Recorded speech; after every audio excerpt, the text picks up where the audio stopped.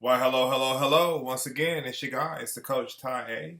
And I'm here once again with my rib unit, the most beautiful, most intelligent attorney and woman I know. Hello, everyone. Thanks for joining us. As promised, we're trying to do more of these videos. We're thinking about it. Do we really want to do daily? Do you really want to check these out daily? Probably not. Probably want to check them out a little bit less frequently than that, but we're still going to record and we'll post them on a more regular basis just to give you resources, just to give you support. So, with that in mind, today we wanted to sit down and we really want to finish kind of where we were in our last conversation because in our last video we planned on kind of starting to discuss how do you enhance the learning experience. Now that you're owning the homeschool and owning your child's education and transferring that ownership to them, how do you enhance the learning experience beyond just doing textbook work or working through curriculum? What are some of the ways, some of the things that you can do that will make your child and better improve your child's ability to grasp and retain the education while also developing other critical skills that they'll need besides what they can memorize out of a textbook? Right. How to develop the love of learning. Because this is the perfect opportunity to make sure your child has that. And, a lot of times you hear parents complain about, how boring, or you hear kids complain about how boring the curriculum is, how boring school is. Now you have an opportunity to respond to that. Right. And you hear kids saying, when will I ever use this? Well, in a lot of the situations that we're going in, we're using a lot of things that kids maybe thought they'd never use. I mean, our Congress is doing things. We have scientists doing things. There's a lot of math going on. So, I mean, this is a chaotic time, but it's also exciting because there's so much that kids probably thought and parents thought they would never use. And now they can see how it can be implemented into they real can life. witness it. They can witness the impact of it. If you have a child that the curriculum is covering the government and the different branches of government, it's a perfect opportunity while you have them home. Have them watch some of the debates that are going back and forth in Congress and in Senate and have the conversations about what they're trying to do and what each of their responsibilities are. Right, and a great time to talk about history because your kids might want to know, how did we get here? So you can just go through the history of government and the Supreme Court and all of these, scientific things and show how all of this has brought us to where we are. The difference between executive orders and actually passing legislation. These are all great opportunities for you to enhance the learning of your children. And you can be covering the different branches of government, whether your child is in elementary school or even into high school. Mm-hmm. The depth at which you go into the conversation will be the only difference based off of what grade level that they're covering. But the ability to identify the different branches of government and what their functions are things that start very early in school curriculum. So just one of the examples that you can be utilizing what's going on in the world today to help enhance your child's education and help develop, like we call with the Amy approach, that love of learning.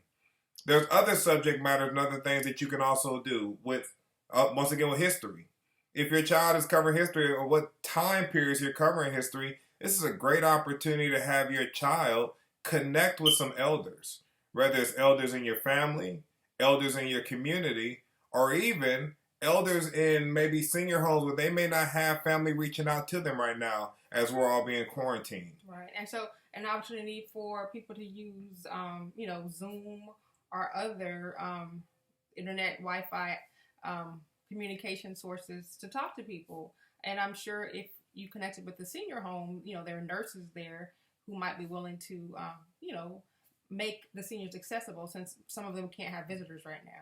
And what better way to help your child really grasp onto history than to have it explained to them from someone else, not being read out of a book, but having stories shared with them from people who actually lived it, or people who are alive, or people who heard stories from other people who were alive during that time, because that helps the learning become real. It's more tangible. There's a saying that goes that people will forget most of everything that you ever do for them, but they'll never forget how you make them feel. That's the importance of utilizing real life and stories into the learning process, because now you're creating a feeling in your child that they will remember much more and much more readily than they'll remember the specific steps of how to do a problem or the specific dates of when something happened. But when they can recall on a feeling, that feeling will allow them to go back and then do recall the other parts that came with that story, but it's going to be the story and the feeling of the story that takes them back to allow them to remember the other parts of it. And that could be a positive or a negative, because if you present these things to your child feeling anxious, then your child, that will be their memory. So, try to present these things to your child, with some enthusiasm. And if you're feeling kind of insecure or anxious about things you feel like you may not know, try to work your way through that, because you don't want your child to grow up with these same feelings of maybe being unable to do something. And that's part of the love of learning, that, the children learn that I don't have to know everything. I don't have to be right all the time. Learning is a process. It's a process, and you want to fall in love with the process. The conversations are part of the process. The reading is part of the process. But it's so much of the dialogue that can be had and should be had that's lacking in a lot of schools because of class sizes and the time that they don't necessarily have to really delve into a subject matter like you now have. You have the time to go off on some tangents. Right. And don't be afraid to do so, because once again, it's those tangents, it's those stories that are going to help with your child's remembering and recalling the information that was important, that the stories just enhanced and helped to develop and deliver. And allow your child to ask questions, even if those questions seem to veer off the subject, because sometimes that's how you get into other topics if the child is interested in, and you can always bring it back later. But just allow, kids are taught in school sometimes that it's inappropriate to get off a topic. But sometimes getting off a topic, that expands learning. And you that helps you to identify, okay, because if you notice that your child continues to go off topic in a certain direction, they're telling you what, and they're showing you what their interests are. And it's important that you identify those, because the better you can incorporate their interests and use what they're interested in into the learning, the more success you're going to have with your child picking up, retaining, and really enjoying the learning process and the information. So, once again, we're talking about enhancing the education, some of the things that you can do now that you're homeschooling and not just relying on a straightforward, in front of the board, lecture-driven, drill, repetitive, driven type education. Now you can actually do things to enhance the education. One of the things that we pride ourselves in doing with our children, and that we call our school A5H. That's another thing I would recommend. Come up with a name for your homeschool. Make it fun. Once again, develop that ownership. We call our homeschool A5H, the Amy Academy of Advanced Academics and Athletics. A5H. We, got a little short thing for it. Came up with some pages where they have a picture on it and they put it in the front of their binder. So once again, that ownership of this is something. It's not just, oh man, my mama and daddy got to try to teach me. No, it's something that we've invested in. We created something and somewhere for you. And we take that kind of serious. So one of the things we pride ourselves in that A5H is continuing to develop all the other skills, not just the education, but the skills in our children that they're going to need to be successful. One of the very first skills that we talk about and we discuss in our Amy approach is a skill of communication. Communication comes in multiple forms. We talked about this in a previous video about having your children just working on writing. Just write some paragraphs and give them the freedom to write about different things, just so you inspire them and encourage them just to get used to and comfortable expressing their thoughts and ideas in a written form. Don't be too hard on them. Don't go back and, oh, you misspelled this, and make them correct it. As much as allow, as you read and review what they've written, allow that to, guide you. Oh, hey, here's some of the things we need to work on. I see that they're still misspelling these type of words. Right, because the goal is to have your child learn to love the art of communication. And that's speaking, that's writing, that's body language.